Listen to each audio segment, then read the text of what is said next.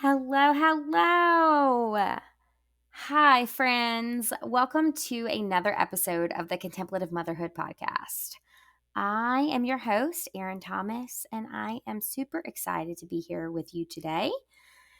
If you notice, I am missing my co host, Chelsea Whipple. And if you've been listening to our podcast since the beginning of the season, you know that Chelsea and I are in our off season right now of the Contemplative Motherhood Podcast. And she is in full-fledged academic mode, spending time this weekend in her doctoral program. And so we wish her all the best, and I miss her so much. And, she's actually on a silent retreat this weekend as we speak, which I just feel like we could all use at this point in time. But wishing her well and hoping that she's going to join us in a few future episodes. So you might notice that the format of this particular episode is going to be a little different than some of our prior podcast episodes. Your host, Erin, will be sharing 5 bonus episodes with a specific focus on the contemplative child. And today's episode is titled The Push and Pull of Parental Emotional Capacity. Yeah, just a lightweight subject, right, guys? This is going to look a little bit different than what you have heard in some of our prior episodes, but I encourage you, if you haven't listened to season 1 of the Contemplative Motherhood Podcast, please do so, because it is an excellent framework and just a great place to start to understand a bit more about what a contemplative lifestyle looks like for children. And for us, actually, more so on motherhood. But we're going to focus a bit more on the child side of the contemplative lifestyle. And we're going to do some unpacking of that. I'll tell you that one of the things I started understanding and as I started looking into what this lifestyle looks like and how to share this in my own home with my children, the reality is that the contemplative lifestyle for a child will greatly depend on their stage of development, whether this is socially or emotionally, as well as their cognitive development.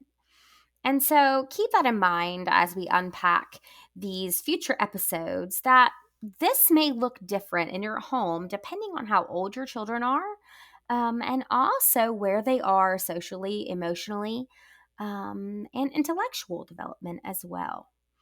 So our children's spiritual development is very much connected to their growth in other developmental areas. So this can be kind of difficult to flesh out. It's my hope that in this child-focused podcast time frame that I'm able to share with you some brief but significant tools to support a contemplative family lifestyle, and specifically navigating these areas of contemplative life for your children. I know what you're thinking, Erin. How in the world do you expect us to implement a contemplative lifestyle for our children? It feels like a big assignment, to be honest. And so if you're unfamiliar with the term contemplative, or you're unfamiliar with a contemplative lifestyle, I encourage you to do a bit of research and also to look back on a few of our episodes at the beginning of the first season. This definitely will help you in moving forward with some of this child-focused content. But moving forward, I want to address the framework for what this looks like for our children and how, as parents, me being a parent as well, can scaffold and provide open-ended support for our children's spiritual exploration. So, to be frank with you, I'm not exactly sure what your religious viewpoints are in your home, and it's going to vary. I know that we have a wide variety of listeners. But the great thing is that the contemplative life lends itself to adaptation. So, according to your value and your belief system, You may have a different faith tradition than someone else who is parenting and listening to this podcast. So feel free to make the decisions and the adaptations that you need to fit your family. So we're going to address some of the concerns, right, that we have as parents living in a platform of this high level of responsibility. Parenting is a huge responsibility. We feel this push and pull and tug, especially these days in this challenging time period of the political climate, the social climate, the pandemic climate. And so I want to address one particular aspect of the contemplative lifestyle. And you've probably heard this term used more than once. One of the terms that seems to be becoming increasingly popular is the concept of mindfulness. Mindfulness. Okay, what exactly does that mean? Everywhere we look on social media, we find that there are resources for quote unquote engaging children in mindfulness activities. I'll admit, as a counselor and a parent of young children, I have very many of these resources on my bookshelf. So, over the next few episodes, I hope that we'll flesh out exactly what that looks like. But for now, know that in addition to mindfulness, we can use interchangeably the word contemplation. And what that means for, in this context, is the awareness of a child's emotional, physical, and psychological and spiritual well-being. In reality, all of these words that we use are intertwined and used on a regular basis in a contemplative lifestyle.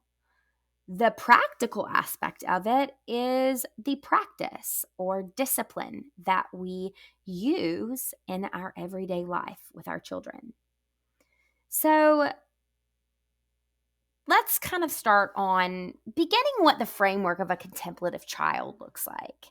I think it's important, first of all, to kind of inventory where you are and what your vision is for your children and for your family. Maybe you've thought about this, maybe you haven't, but having a family vision and having a vision for your parenting life, whether you're a single parent or co-parenting with a spouse or another person in your life, you know that children are often subjected to a nature and a nurture influence. And so having a vision for what it looks like to parent a contemplative child is a huge aspect of how you flesh this out in your home. So we know that in addition to nature and nurture influences, we also are dealing with the intertwining of spiritual and psychological development. And I'll be honest with you, for me, that can't really be separated. I wish that it was that simple and that we could do that, but we can't always tease those out as black and white as we'd like for them to be. And so that's why I say, first and foremost, if possible, look at what your vision is for a contemplative lifestyle. Ask the divine for guidance to navigate this road with your family, or if you're a single parent, you and your child. If we intentionally look at what social constructs and spiritual constructs are, our children develop, this is also a push and pull of the nature and nurture influence. These things are really difficult to flesh out. In a sense, does the chicken come before the egg, or the egg becomes before the chicken, right? Like, this is a never-ending conversation. So our goal as parents, as leaders, as guardians, as influential figures in our children's lives, we are regularly presented with opportunities to address our children's spiritual development. This feels like a super heavy responsibility. And frankly, many of us are more comfortable allowing someone else to do it, right? Like, I don't want to do that. You do that. Or I see an opportunity for a conversation and I ignore it because, you know what? I don't really want to go there yet. So I want to encourage you that honestly, as scary as this can be one of the greatest gifts that we give our children. And that is to recognize that parenting and the concept of spiritual development in children is a collaborative effort. We play a lot of roles, right, in our children's lives, whether you're a parent or a leader of children, a teacher, whatever it may look like. You could be a chauffeur, a teacher, a short order cook, a field trip supervisor. There are endless numbers of roles that parents and influential figures and leaders of children are expected to fill. We quickly realize we cannot do all of the things. And friends, if I'm honest with you, we're not intended to do all those things. And that is where community comes in. But we'll talk about that in a few minutes. If we actually do all of the things, if you've tried this before, which I have, then it's quickly noticeable that balls are dropped, right? We're juggling and we're dropping the balls, all the balls. So if you haven't listened to my bio episode and the second episode of the Contemplative Motherhood podcast, you will know that I am a homeschool mother. My friends, I feel like there is sort of some unrealistic expectations, as though maybe I have more patience or wear certain clothing that makes me some sort of superhero, when in fact I fall flat on my face on a regular basis. So I just want to put that out there. I was a full-time working mother several years ago and a counselor for young children and their families. And I also served in a children's ministry role. And this is kind of where the story starts. I found that over and over again, families ask the same question. And still, I ask this question to myself.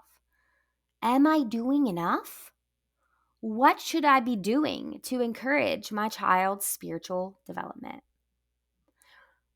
These are huge questions. In American culture, and I am a product of American culture, we're often so product driven, right? And I often feel that most of us want to understand what exactly this grand gesture is, or this package that would give us a guide to prevent us from royally screwing up our kids, right?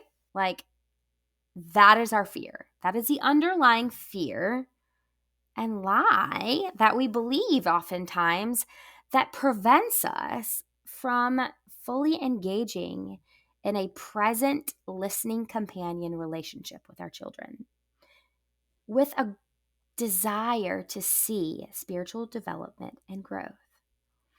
So, backtracking a little bit, over time of attempting to do this myself and continually falling flat on my face, I'll tell you that what I found out that what I was doing was trying to parent beyond my own emotional capacity. I could do a lot of things physically, right? Like, I could buy all the curriculum, all of the lessons, I could take them to all of the classes. But what I wasn't doing was being intentionally engaged with my children and listening to them. It's easy to outsource this responsibility, and honestly, that's not a bad idea all the time. I always felt encouraged in that capacity that I was doing something for their spiritual development in some way. And then other times I felt like it wasn't enough. It's that consistent push and pull of our emotional capacity. Consistently placing myself in an area of responsibility that was unrealistic. And rather than being a compass or a guide for my children, I felt like a dictator. a person desiring persuasion rather than supportive guidance. And quite frankly, it negated the beauty of the child's individuality. So certain methods of spiritual development didn't feel like a tool in their own toolbox. Rather, they felt like I was trying to make a carbon copy essay that was required for them to read and recite and memorize. And so I put it down. I walked away from this level of responsibility that felt unbalanced in more ways than one. And after some time of working on my own understanding of children's spiritual development, I found that I wasn't finding a balance between how much emotional capacity I could have to engage in thoughtful, intentional, and authentic spiritual conversations with my children. I was so focused on the teaching and preaching portion that I completely disregarded my children's natural ability to have a curiosity about God and the world around them, which is inherently built within them. And so rather than these feeble attempts to run a one-woman show, it resulted in an overburdening on myself and on my children. And to be frank with you, it felt very shame-based, with unrealistic expectations of what it meant to have a spiritual life as a child. And so, almost in a midlife crisis moment, I decided to go back to the basics, even if I was pretty much uncertain about what they were. We were going to do 3 things. 1, we were going to listen. We were going to listen to others, and we were going to listen to the divine spirit of God. 2, we were going to read, whether that meant that we read a religious text, we read the Bible, we read the Torah, whatever it is in our faith tradition. For us, it was the Bible. Whether it's stories, we were going to read stories. And 3, we were going to spend time in creation, in nature, in the natural elements. And this was sort of a template that I still use today for myself and my children in a search for questions, not for answers, but more questions. Sometimes there were answers. Sometimes we understood things about God or about the divine, but the most important component of having this capacity was that it allowed me, as the parent, to be present with my children and with the divine. So let me say that again. The most important component of having emotional capacity to journey with our children in their spiritual formation journey is to be actively engaged in our own spiritual formation of being present with God and with others. So I hope that that gives you a springboard today. And I hope that that inspires you this week to have a spiritual conversation with your child. Our quote, like we always like to do at the end of every episode of the podcast, this week is from Lacey Borgo, and it is from the book Spiritual Conversations with Children. This is a wonderful resource for children's spiritual formation and children's spiritual direction. You can find Lacey at gooddirtministries.org. Lacey says that parents are essential listening companions, and children need additional adults who are present to listen and to encourage them in their life with God. She goes on to say that spiritual conversations with children also benefits the adult doing the listening. When we are fully present and open to one another, we will be changed. Our own childhood self will be offered the invitation to connect with God. The Spirit longs to heal old wounds and to embrace long-buried gifts. Indeed, as you listen to God with a child, the child will lead you into a fuller experience of God's love and acceptance. Oh, my friends, what a gift that is, a fuller experience of God's love and acceptance. So, our practice this week, I want to encourage you during your time of solitude to take time to address any areas you wish to listen intently to the divine's leading from your own childhood. And if you're able, take the opportunity to reflect on these areas of question. Think about whether or not these may be opportunities to have a divinely appointed conversation with your children. And hear me say this, there isn't a need to rush. There isn't a need to overrun with teaching or preaching. Not that those aren't great tools, but only simply look for listening companion opportunities right now. A scaffold of support and a listening companion relationship with your children is a lifelong tool for their spiritual development. So thank you for joining me today on this episode of The Contemplative Child, a bonus of the Contemplative Motherhood podcast. I look forward to engaging with you online and in person and on this important concept of spiritual formation in children.